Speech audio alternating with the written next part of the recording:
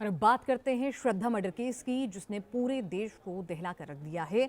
हर कोई आफताब के लिए फांसी से कम कुछ नहीं चाहता और जल्द से जल्द चाहता है, लेकिन जांच जैसे जैसे आगे बढ़ रही है, आरोपी आफताब की हैवानियत के वो सबूत सामने आ रहे हैं जो दिल को दहला रहे हैं। पुलिस लगातार दिल्ली से लेकर मुंबई तक मर्डर केस के राज खंगालने में जुटी हुई है, लेकिन न जाने आफताब ने श्रद्धा मर्डर केस के कितने राज अब भी अपने सीने में दबाए हुए हैं। ऐसे में नार्को टेस्ट के जरिए अब जिहादी आफताब के 35 टुकड़ों का सच सामने लाने की कोशिश की जा रही है। इस बीच कांग्रेस के मुख्यमंत्री अशोक गहलोत आरोपी आफताब को कौम से जोड़कर एक नया बवाल खड़ा करते दिख रहे हैं।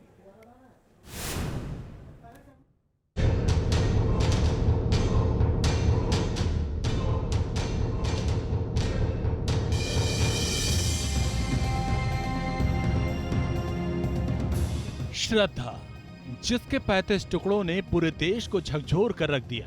आफताब से मोहब्बत की कीमत उसे अपनी जान देकर चुकानी पड़ी और जिहादी आफताब ने बड़ी बेरहमी से उसके 35 टुकड़े कर जंगल में फेंक दिया। इसके बाद देश गुस्से में है। कातिल आफताब को सूली पर टांगने के लिए दिल्ली से मुंबई तक आवाजें उठ रही हैं, लेकिन राजस्थान में कांग्रेस के मुख्यमंत्री अशोक गहलोत को आफताब नाम का किलर नहीं बल्कि उसकी कौम नजर आती है। तो आपने टारगेट बना दिया एक कौम को, एक धर्म को। उसके आधार पे आपकी राजनीति चल रही है देश के अंदर। उसका फायदा आपको मिल रहा है, क्योंकि धर्म के नाम पर, जाति के नाम पर इकट्ठा करना हो, संगठित करना हो, मॉब क्रिएट करना हो तो बड़ा आसान काम है। आग लगाना बड़ा आसान है। गहलोत साहब, एक बेटी के हत्यारे का कौन सा कौम होता है? अगर आप जानते हैं तो आप ही बता दीजिए कि बेटी के 35 टुकड़े करने वाले हत्यारे की कौन सा कौम हो सकता है। लेकिन आपकी आंखों पर तो राजनीतिक चश्मा चढ़ा हुआ है, जिससे आपको ना तो राजस्थान की हिंदू बेटी का दर्द दिखाई देता और ना ही श्रद्धा के 35 टुकड़े करने वाले आफताब का गुनाह। तभी तो जिस हत्याकांड से पूरा देश सुलग रहा है उसे महज एक हादसा बता रहे हैं, वो भी तब जबकि आफताब ने खुद 35 टुकड़े करने के बाद कबूली है।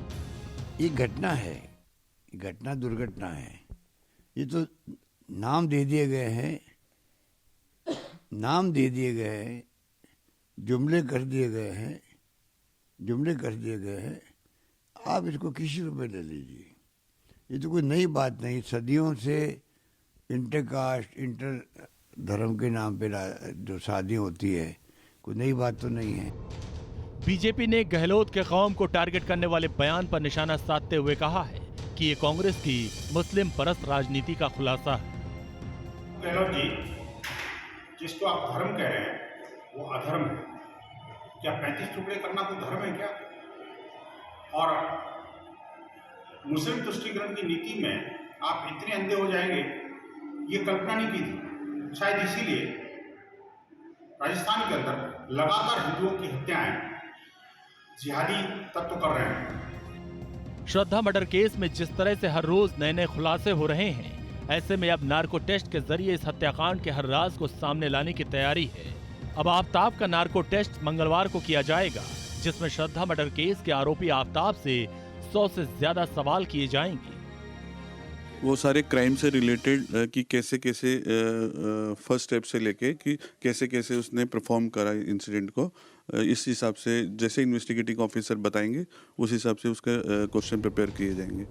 आपको बता दें कि नार्को टेस्ट में इसमें आफताब के दिल, दिमाग और शरीर के कुछ हिस्सों में मशीनें लगाई जाएंगी, जो इससे पूछे जाने वाले सवालों के एक झूठ को पकड़ेंगी। झूठ बोलने पर P300 नाम का सिग्नल निकलता है। इससे पता चलता है कि आरोपी झूठ बोल रहा है। P3 सिग्नल से फॉरेंसिक एक्सपर्ट आरोपी के झूठ और सच बोलने का पता लगाते हैं। बहुत जल्द आफताब के परिवार से भी इस मामले में पूछताछ की जा सकती है, क्योंकि श्रद्धा के दोस्त पूनम ने खुलासा किया है कि श्रद्धा को आफताब जबरन नॉनवेज खिलाने की कोशिश करता था और मना करने पर उसकी बेरहमी से पिटाई करता था। श्रद्धा की पिटाई के बाद आफताब अपने पेरेंट्स के घर जाता था और आफताब के माता पिता श्रद्धा को कन्विंस करते थे। उस दिन तो नॉनवेज खिलाने के लिए उसका झगड़ा हुआ था। जब उसने मुझे बोला कि मैंने पूछा क्यों मारा है आपको, ऐसे बताया कि मैं लिविंग में रहती हूँ एक लड़के के साथ में, उसने मुझे बहुत मारा है। मारता है, नेक्स्ट डे फिर अपने घर चला जाता है, फिर अगले दिन आता है। हाँ, आफताब के माँ बाप उसको समझाते थे और फिर मतलब उनकी बात सुन लेती।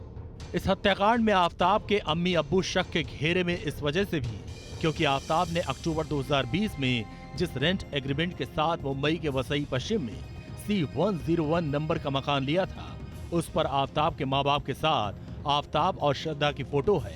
बताया जा रहा है कि यहाँ आफताब ने श्रद्धा को अपनी बेगम बताया था, जबकि दोनों की शादी तक नहीं हुई थी। ऐसे में अब पुलिस आफताब के माता पिता से भी इस हत्याकांड के दबे हुए राज को खंगालने की कोशिश करेगी। Team news nation.